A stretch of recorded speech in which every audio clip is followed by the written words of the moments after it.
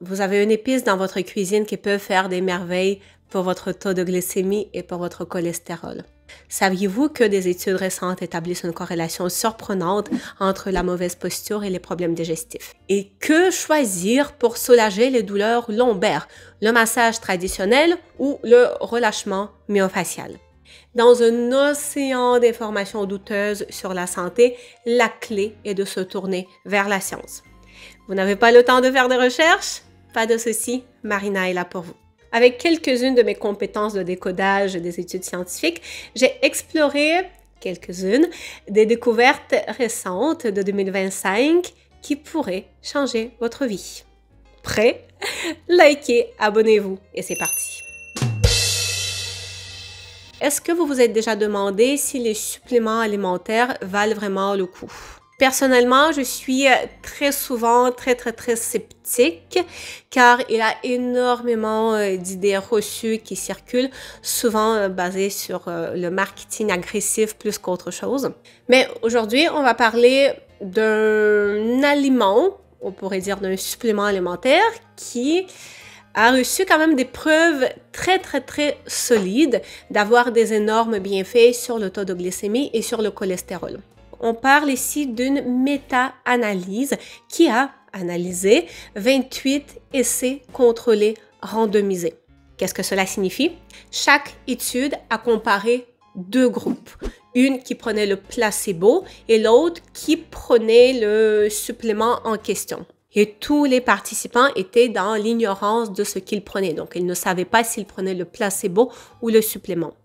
Et ça, c'est quelque chose de façon générale qui renforce bien la fiabilité des résultats. Ces recherches étaient menées spécifiquement sur les personnes qui souffraient du diabète de type 2. Ça, c'est important à mentionner. Et ces études ont révélé une conclusion plutôt alléchante.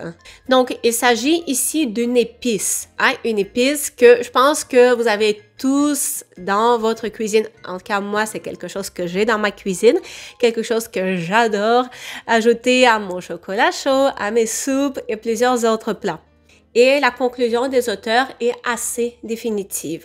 2 grammes par jour en capsule, par contre, ça il faut que je le mentionne, de cette épice par jour, diminuer d'une façon assez considérable le taux de glycémie chez les personnes souffrantes de diabète 2 ainsi que le taux de cholestérol et des mauvais triglycérides. Avez-vous une idée de quelle épice il s'agit? C'est de la cannelle, les amis, c'est de la cannelle. La cannelle qu'on adore tous, donc c'est une petite étude réconfortante. Évidemment, si vous souffrez d'un problème de la santé qui touche à votre cœur ou encore du diabète, je ne suis pas en train de vous dire de remplacer tous vos traitements par de la cannelle.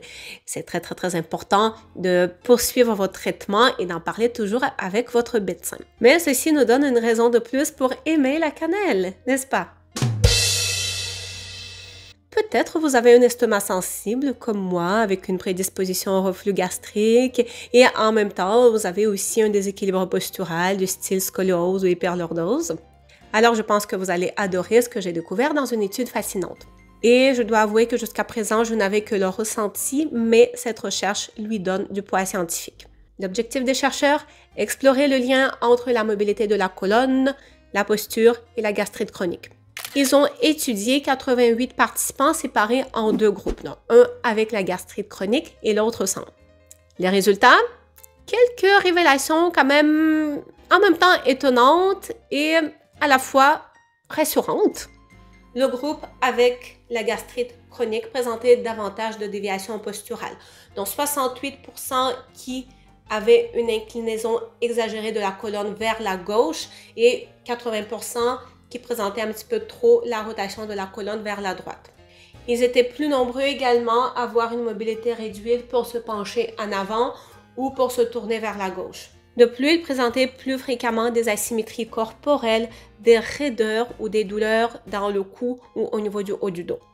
Et ce qui est surtout important, c'est que ce n'est pas la première étude à analyser et à trouver des liens entre la posture et des problèmes gastriques. Les auteurs parlent même du Visceromatic Reflex Mechanism. En d'autres mots, l'impact des problèmes viscéraux, donc au niveau des organes, sur les déséquilibres biomécaniques du corps. Mais attention, il ne faut pas interpréter les résultats de la mauvaise façon. Cette étude va dans le sens de l'hypothèse qu'il y a une corrélation entre les deux. Mais elle ne permet pas de vérifier si chez les participants en question, c'est la gastrite qui cause des déséquilibres posturaux ou si c'est l'inverse. Mais ça donne clairement des bonnes raisons pour explorer davantage sur ce lien et j'espère que ce sera fait. En attendant, je vois quand même tout l'intérêt, en présence des problèmes gastriques, de travailler sur nos déséquilibres posturaux en parallèle avec les autres traitements médicaux au besoin prescrits par le médecin. Par ailleurs, je vous parle des techniques qui m'ont personnellement beaucoup aidé dans ces deux vidéos-là, que je vous encourage évidemment de visionner. Et c'est le bon moment aussi pour mettre un like sur la vidéo et de vous abonner. Enfin, troisième étude. Les résultats de cette étude intéresseront particulièrement les personnes qui souffrent des douleurs au dos. Lorsqu'on cherche des solutions, entre autres, entre les techniques de massage plus traditionnelles ou versus le relâchement myofacial, vers quelle technique se tourner? Pas toujours facile de faire le choix. Et sachant que la plupart du temps, on est sur quelque chose qui n'est pas remboursé par l'assurance maladie, on aimerait faire le meilleur choix possible. Donc, cette étude compare les deux techniques pour déterminer quelle serait potentiellement plus efficace pour soulager les douleurs lombaires. Elle a impliqué 40 participants souffrant des douleurs lombaires. La moyenne d'âge était de 40 ans.